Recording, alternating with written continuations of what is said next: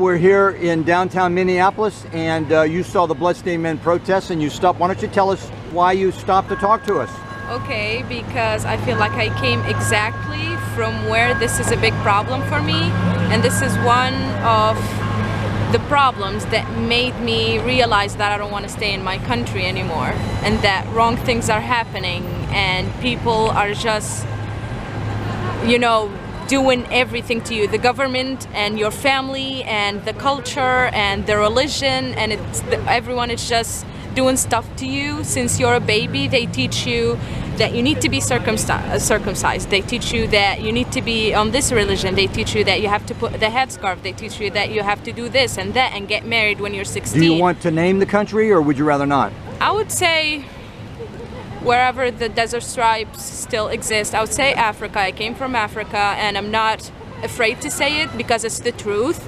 And I think we all know how it's going there. Some people might not like it, but I don't care. I came here, I left my family, I left my cats, I left my pets, I left my bed, I left everything because it was horrible and disgusting, and if I stayed there for more than 2 weeks I would have died, literally. And about... Now, were you born and raised there?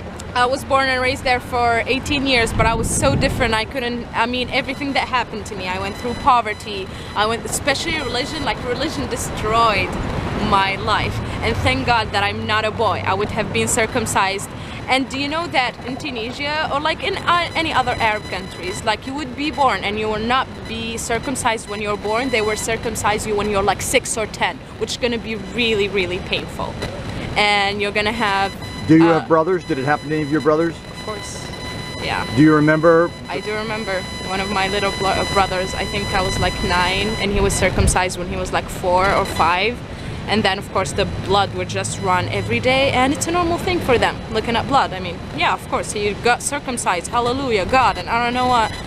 But I didn't understand back then. I just thought it's the right thing to do because that's what they teach you, right? But then the infections and the sicknesses and the diseases that you can have, and with that medical system that we have, the shitty medical system, like what are you trying to do to people? Like you do that to him and you don't even give him the correct medical care. Have you seen infections from circumcision? Yes. Can you describe what you saw? Well, it was horrible, first of all. The thing that really shocks me is that the blood would run, and like the boy would just sit there and look at the blood, and people won't care about it. Oh, it's okay, it had to bleed for a little bit of time. Now, is he sitting there naked, or the blood is running through his clothing? It would be run through his clothing, of course. Nakedness is not acceptable.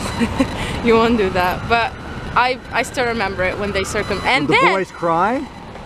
Of course he would cry, are you kidding me? And they do it at home. They do it at home, and they bring some sort of guy who's not even a doctor, and he cuts it, and then do you know that it's actually like a big anniversary for them? Like when he got circumcised, that's when he become a man.